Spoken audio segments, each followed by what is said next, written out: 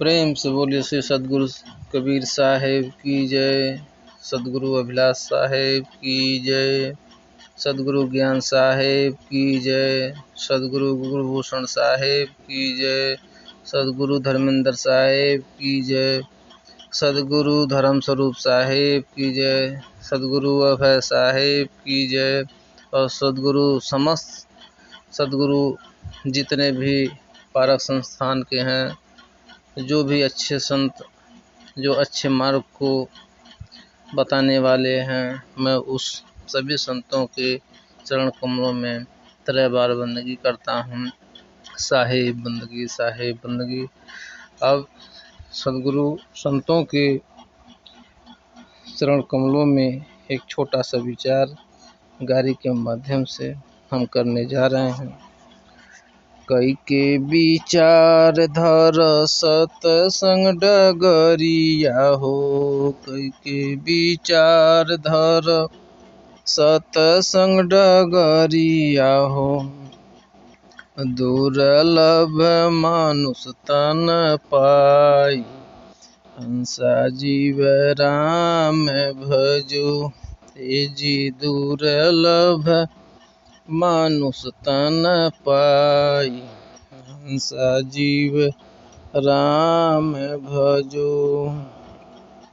भोली भटकी मानुष देहिया के पवल हो। भोली भटकी मानुष देहिया के पवल हो। माया में गइल तू भुलाई, हंसा जीव राम भजो। ए जी माया में गइल तू भुलाई, हंसा जीव राम भजो।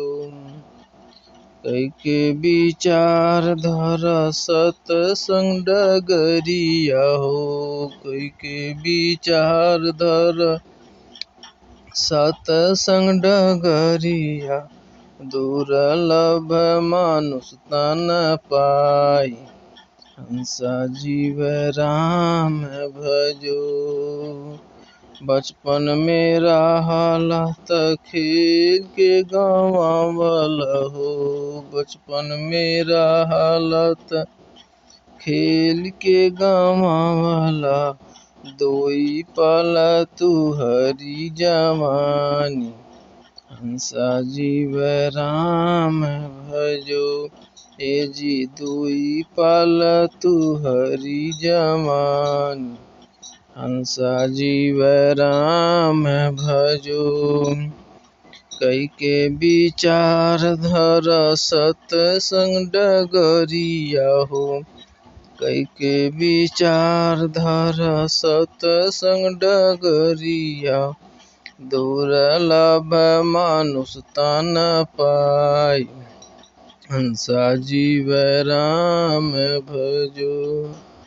ए जी दुर्लभ मानुष तन पाई, हंसा जीव राम भजो। चामे के देहिया में देखी भुलैल हो। चामे के देहिया में देखी भुलैल हो। गइल यमराज भुलाई, हंसा जीव राम भजो। ए जी गइल तू यमराज भुलाई, हंसा जीव राम भजो। क्षण भंगुर यह तुहरी जवानिया हो। क्षण भंगुर यह तुहरी जवानिया हो। काहे तुहु सतसंग भुलाई, हंसा जीव राम भजो। ए जी काहे तुहु सतसंग भुलाई, हंसा जीव राम भजो। कई के विचार धर सतसंग डगरिया हो। कई के विचार धर सतसंग डगरिया हो, दुर्लभ मानुष तन पाई, हंसा जीव राम भजो। अबहु से चेता सुग्रीव छोड़ा अभिमानवा हो, जबहु से चेता सुग्रीव छोड़ा अभिमानवा हो, विषयान विष दहटाई, हंसा जीव राम भजो। ये जी विषयान विष दहटाई, हंसा जीव राम भजो। इसमें इस गारी के माध्यम से बताया गया है कि कई के विचार धर सत्संग डगरिया हो। साहब कहते हैं कि हे जीव, तुम विचार करो, निर्णय करो कि कौन सा मार्ग सही है और कौन सा नहीं है। यह आज तक विचार न करने के कारण ही तुम आज भूले हो, भटके हो। साहब कहते हैं अगर विचार किए होते तो मांस नहीं खाते, दारू नहीं पीते, गांजा बीड़ी तंबाकू नहीं खाते, मीठा वचन का त्याग कर दिया तुमने, कटुक वचन भी बोलना जाना, धन दौलत में दिन रात उलझे रहते हो, कभी अपने चेतन जीव की तरफ तुम्हारा ध्यान नहीं गया। यह जब भी यह जीव अच्छे रहने पर चला या चलने का प्रयास करेगा तो उसको एक ही रास्ता मिलेगा, वो है सत्संग का डगर और सत्संग का रास्ता। सत्संग में जाने पर सद्गुरु संतों के द्वारा हमें बताया जाता है कि आप कौन हैं, कहाँ से आए हैं और कहाँ को जाएंगे। यह सब चीज़ किसी बैल और भैंस को नहीं सुनाया जा सकता, या किसी कुत्ते और सिंह को नहीं सुनाया जा सकता, न समझाया जा सकता कि वह सत्संग में आकर के बैठे और स्वस्वरूप चेतन आत्मा के विषय में कुछ जानने का प्रयास करे। यह चीज़ मनुष्य को बताया जा सकता है और मनुष्य ही सत्संग में जा सकता है, सत्संग में बैठ सकता है। लेकिन मनुष्य को सांसारिक धन वैभव में, पद प्रतिष्ठा में, मान बढ़ाई में वह भूला है, वो सत्संग को के तरफ नहीं जाना चाहता, क्योंकि उसका जो है रास्ता दूसरा है और सत्संग का रास्ता निर्मल रास्ता है। वह हमेशा गंदे चीज़ों में, गंदे विचारों में ही उलझा रहता है। इसलिए उसको फुर्सत कहाँ है कि वो सत्संग में बैठेगा। इसलिए साहब निवेदन करते हैं कि हे जीव, विचार करके देखो, आज तक तुम जिधर भी रहे, जिनकी भी बात सुने और सुन करके तुम्हारे अंदर से काम, क्रोध, लोभ, मोह, अहंकार नहीं गया, बीड़ी गांजा तम्बाकू नहीं गया और गाली गलौज नहीं गया, घूस लेना नहीं गया, चोरी करना नहीं गया, व्यभिचार करना नहीं गया और कटु वचन नहीं गया, दूसरे को दुख देना नहीं गया, तो क्या मतलब है। इसलिए अब से मनुष्य का दुर्लभ जो शरीर है वो बार बार मिलने वाला नहीं है। पता नहीं कितने जन्मों के बाद, जन्मांतर के बाद, कुत्ता, गधा, भेड़, बिलार, कीड़ा मकोड़ा, पशु पक्षी होते पता नहीं अरबों खरबों वर्षों से घूमने के बाद, पता नहीं कितनी बार में घूमने के बाद ये मनुष्य का तन मिलता है। और यह तन मिलने के बाद भी आप अपने को नहीं समझते हैं, नहीं संभालते हैं और जहाँ भेड़ के भेड़, झुंड के झुंड जहाँ गिरते हैं तो वहीं आप भी जाते हैं। आप श्री राम का चंद्र की बात करते हैं, कृष्ण की बात करते हैं, लेकिन उनके आदर्शों पर चलना पसंद नहीं करते हैं। भगवान राम का रात तिलक होने वाला है और वह उनको मिलता है कि 14 वर्ष का वनवास, 14 वर्ष के वनवास से रामचंद्र जी पल में त्याग करके और वन की तरफ चले जाते हैं माता पिता के आदेशानुसार। क्यों चले जाते हैं कि मेरा भरत भाई को राज्य मिल जाएगा, और राज्य मिलने के बाद वो भी तो मेरा भाई ही है। लेकिन देखिए, विचार करके देखिए कि श्री रामचंद्र जी के राज देने के बाद भी, राज त्याग के बाद भी भरत जी उनको वन में घुमाने जाते हैं कि वो वापस आ जाएं श्री रामचंद्र जी, लेकिन वो वापस नहीं आते हैं। पिता की बात पर वो अडिग रहते हैं। भरत जी आते हैं और उनके चरण पादुका को सिंहासन पर रखते हैं और अपने वनवासी के भेष में चटाई बिछा करके उसी पर वह जो है 14 बरस का दिन काटते हैं। कहते हैं भैया का राज है, भैया का कुर्सी, उस पर हम नहीं बैठेंगे। लेकिन आज के कलयुगी भाई जो हैं, आप विचार करके देखिए कि इस रहनी में जो राम का नाम लेता है सुबह शाम 24 घंटा, क्या वह इस रहनी पर रहता है? नहीं रहता है।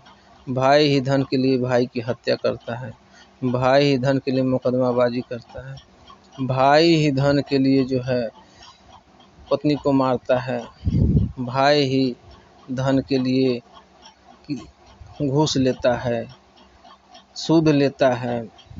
सारा विकार एक दूसरे को छल कपट करके माता को पिता को बहला फुसला करके एक तरफा धन खींचता है। आज कैसे भाई हैं, लेकिन राम का नाम सुबह शाम लेता है, मंदिर में जाकर घंटा बजाता है, श्री राम का पैर छूता है, दुर्गा जी का पैर छूता है, शंकर जी का पैर छूता है, कितने कितने देवी 33 करोड़ देवताओं का पैर छू करके भी चोरी और बेईमानी और हत्या लूटपाट करता है। साहेब कहते हैं कि कृष्ण भी पांडवा गले ही बारे जाए, लोहा को पारस मिलत काहे काई खाए। जब श्री रामचंद्र जी और जब कृष्ण के समीपी जो है 5 पांडव थे, उनके मित्र थे और हुआ के लड़के थे, इतना होने के बाद भी वो भी भगवान थे कृष्ण, और भगवान के साथ रहने के बावजूद भी 5 पांडव हिमालय में गल गल करके मर गए, क्योंकि उन्होंने अपने जीवन काल में पाप किया था। कोई ऐसा सभ्य समाज नहीं होगा जो जुआ खेलने को सही ठहरावे, दारू पीने को सही ठहरावे और लड़ाई झगड़ा करना सही ठहरावे। सुई के नोक के बराबर दुर्योधन कहता कि हम जमीन नहीं देंगे। 5 गांव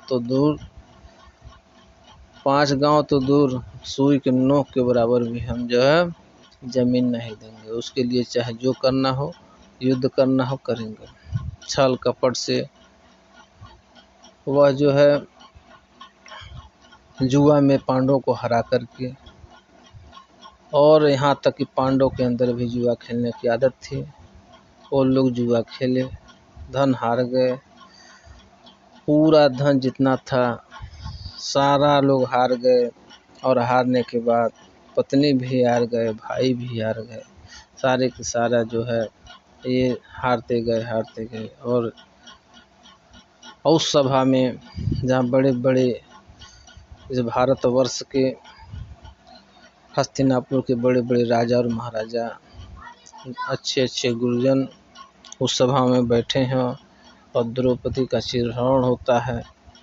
ये सारे लोग देख करके सर से मूड़ी झुका लेते हैं, लेकिन कोई उसका विरोध नहीं करता है।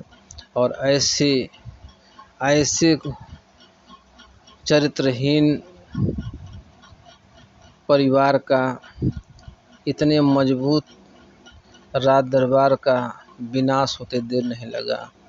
तो हम उस घटना से देख करके हमारे अंदर भी वही छल कपट, वैमनस्यता, भाई भाई का हक मारना, तो मेरा घर भी जो है क्या उस तरह से रह पाएगा जिस तरह से 5 पांडव और दुर्योधन का घर जो है उजड़ गया, सारे भाई मर गए, राजे महाराजे मर गए, सब कुछ का सर्वनाश हो गया। इसलिए मेरे दोस्तों, मेरे प्यारे भाइयों, विचार करिए कि हम राम और कृष्ण जो भी कहें तो विचार करके देखना चाहिए कि मैं राम का नाम तो ले रहा हूँ, कृष्ण का नाम तो ले रहा हूँ, क्या मैं भाई के प्रति मैं उदार हूँ कि नहीं, क्या मैं देश के लिए एक अच्छा सोच रखता हूँ कि नहीं, समाज के प्रति अच्छा सोच रखता हूँ कि नहीं, गरीब दीन दुखियों के प्रति अच्छा सोच रखता हूँ कि नहीं। और मैं अगर कृष्ण का नाम लेता हूँ तो अत्याचार और अन्याय के खिलाफ क्या मैं आवाज़ उठाता हूँ। अगर मेरे अंदर अगर जरा सा भी विवेक है तो पांचों पांडव और कौरवों की ये दूध क्रीड़ा को देख करके, ये उनके जो गलत आचरण की वजह से जो विनाश हुआ उसको देख करके क्या हम अपने जीवन में सुधार करते हैं, क्या हम जुआ और नाच तमाशा देखना बंद करते हैं, क्या मांस मछली दारू शराब पीना हम बंद करते हैं, क्या छल कपट चोरी बेईमानी हम लोग करना छोड़ते हैं। अगर छोड़ते हैं तो हमें राम और कृष्ण के नाम लेने की ज़रूरत नहीं है। राम और कृष्ण अगर हमारे कर बोले श्री सदगुरुदेव की जय। तो राम और कृष्ण भी हमारे कर्मों को माफ़ नहीं कर सकते हैं। यदि हम गलत कर्म किए हैं तो उसका भोग भी हमको भोगना पड़ेगा। साहब कहते हैं आपन कर्म न मिटो जाई, कर्म का लिखा मिटे तो कैसे जोजू कोट सिराए।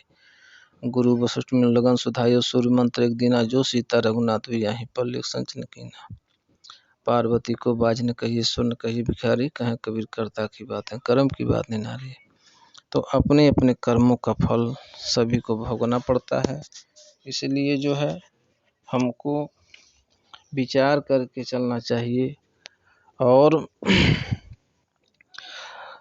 इसीलिए साहब कहते हैं कही के विचार धर सत्संग डगरिया हो, दुर्लभ मानुष तन पाए, हंसा जीव राम भजो, भूली भटकी मानुष देहिया के पवल हो, भूली भटकी मानुष देहिया के पवल हो, माया में गईल तू भुलाई, हंसा जीव राम भजो। साहब कहते हैं कि हे भाई, बहुत सी योनियों में घूमते घूमते आज आप मनुष्य के शरीर में आए हैं, आज यह सुंदर शरीर मिला है। यदि इसमें आप सुंदर विचार और आचरण आ जाए तो क्या पूछना है, लेकिन सेम इसके उल्टा करते हैं आप। माया में यह जीव भूल जाता है, पद प्रतिष्ठा में भूल जाता है, लड़ाई झगड़ा में भूल जाता है, दुनियादारी में भूल जाता है, नाच नौटंकी में भूल जाता है, दारू शराब में भूल जाता है, मांस मछली में भूल जाता है। और यह चेतन जीव अपने रहनी आचरण को नहीं सुधारता है। आगे साहब कहते हैं बचपन में रहल त खेली गंवावल हो, बचपन में रहल त खेली गंवावल हो, दोई पल तुहरी जवानी, हंसा जीव राम भजो। साहब कहते हैं कि जब आप बचपन में थे तो खेल कूद में गंवा दिए और ऐसा व्यवस्था चलता रहा और खेलते खाते जीवन बीत गया। और देखते देखते बचपना से किशोरावस्था और किशोरा से युवावस्था और युवावस्था से अधेड़ अवस्था, उसके बाद प्रौढ़ अवस्था और उसके बाद वृद्ध अवस्था में पहुंच करके यह लचपच काया सर्वनाश को प्राप्त होता है। और यह जीव इस संसार को छोड़ करके सदा सदा के लिए चला जाता है। साहब कहते हैं दुई पल तुहरी जवानी, पल दो पल में इससे तो शरीर का कोई ठिकाना नहीं है, आज और कल में जाने वाला है, कब चला जाए कोई ठीक नहीं है, कोई ठीक नहीं है। चामे के देहिया में देखी भुलाइल हो, चामे के देहिया देखी भुलाइल हो, गइल चामे के देहिया देखी भुलाइल हो, गइल जमराज भुलाई। हंसा जीव राम भजो ए जी गइल यमराज भुलाई। हंसा जीव राम भजो। यह जीव इस चिकने चुपड़े शरीर को देख करके इतलाता है कि मैं बहुत रूपवान हूँ, मैं बहुत गोरा हूँ, मैं बहुत चिट्टा हूँ।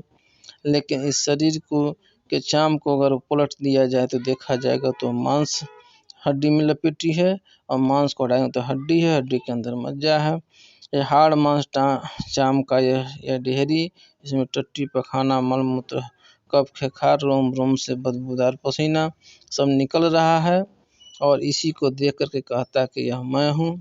एक सुंदरी रहती है, उसके ऊपर एक लड़का हो जाता है और वह उसको बिना देखे रह नहीं पाता है, इसलिए जो है नहीं रह पाता है। एक दिन वह युवती कहती है कि आइए हम आपको, आइएगा फला टाइम में मैं अपनी सुंदरता आपको दिखाऊंगी। वह युवक सोचता कि हो सकता है कि यह युवती इससे भी बढ़िया सुंदर दिखे। वह युवक जो है उस युवती को देखने के लिए चल देता है, और उधर युवती जो है और जुलाब की 2-4 गोलियां खा करके बार बार उस कमरे में दस्त के लिए जाती है। और जाते जाते वो एकदम थक हार करके और पूरा उसका शरीर सूख जाता है, पूरा शरीर से पानी निकल जाता है, और दरवाजे पर टेक लगा करके बैठ जाती है और बैठी रहती है। तो जब ये युवक जाता है, जब देखता है, कहता है ये वही लड़की, कहती है वही लड़की है, तो कहती है हाँ हम वही हैं, हमारी सुंदरता तो इस कमरे के अंदर बंद है, जरा देख तो लीजिए। जैसे ही युवक कमरा को खोलता है और देखता है तो देखता है कि इसमें तो पूरा टट्टी और पेशाब भरा है। युवती कहती है कि कहाँ जा रहे हैं, अब जाइए नहीं, इस हमारे सुंदरता को तो देखते जाइए। युवक वहाँ से भाग जाता है, कहता है ये शरीर जो है बहुत ही एक कचड़े की डेहरी है। इसी शरीर को देख करके यह जीव जो है भूल जाता है, इसी शरीर को वो कहता है मैं हूँ, यह उसका अज्ञान है। क्षण भंगुर यह तुहरी जवनिया हो, क्षण भंगुर यह तुहरी जवनिया हो, काहे तुहु सतसंग भुलाई। हंसा जीव राम भजो। साहब कहते हैं कि यह क्षण भंगुर है, यह शरीर जो है पानी के बुदबुदा के रूप में है, ये गिरता है जमीन पर और बूंद बनता है, और बूंद बन करके जो है फूट जाता है। इसलिए इसी तरह से शरीर जन्मता है, गर्भ में ही मर जाता है, बाहर आकर के मर जाता है, 10-20 अवस्था के बाद मर जाता है, बुढ़ोती में मर जाता है, जवानी अधेड़ अवस्था में मर जाता है, इसका कोई ठिकाना नहीं है। इसलिए इस क्षण भंगुर शरीर में इठलाने और इतराने की जरूरत नहीं है। साहेब कहते हैं काहे तुहु गई सत्संग भुलाए, काहे तुहु सत्संग भुलाई, हंसा जीव राम भजो। साहेब कहते हैं कि हे जीव तुम काहे सत्संग को भुलाते हो, अच्छे विचारों को लेने से विचार भुलाते हो। यही सब चीज़ को परखाया जाता है सत्संग में, वहाँ क्यों नहीं जाते, क्यों लज्जा करते हो। सदगुरु संत में ठोक ठोक करके तुम्हें हाथ पकड़ करके तुमको बताते हैं, समझाते हैं कि हे जीव इस शरीर के अंदर तुम आत्मा हो, इस शरीर में रहते हो, उसको पहचानो और सत्संग के रास्ते पर सत रास्ते पर चलो और सत्संग में जाकर बैठो, अच्छे विचारों का ग्रहण करो। अबहु से चेता सुग्रीव छोड़ाया भी मानवा हो, अबहु से छोड़ा सुग्रीव चेता, अबहु से चेता सुग्रीव छोड़ाया भी मानवा हो, विषयाना विष दबहाई, हंस जीव राम भजो। सदगुरु साहेब सुग्रीव साहब कहते हैं कि हे चेतन जीव, अब से तू जाग जा, जितना भी समय बचा है तेरे पास उसका ही सदुपयोग कर और विषय के विष को, विषय रूपी जहर को तू हटा दे। आज सुबह से शाम तक केवल विषय प्रपंच की ही बात करता है, उसी में मन लगाता है, धन कमाने में, बाल बच्चा पोसने में और लड़ाई झगड़ा झंझट में, चाय चुगलाई में, इसी में समय बिताता है और अपने निज हंस चेतन जीव को नहीं समझता है, न उस पर विचारता है, न संतों के पास जाकर के समझता है। इसलिए साहेब के इस गारी को हम मनन पूर्वक और चिंतन पूर्वक समझें और गावें और लाभ उठाएं। बोले श्री सद्गुरुदेव की जय, संत समाज की जय, आज के आनंद की जय।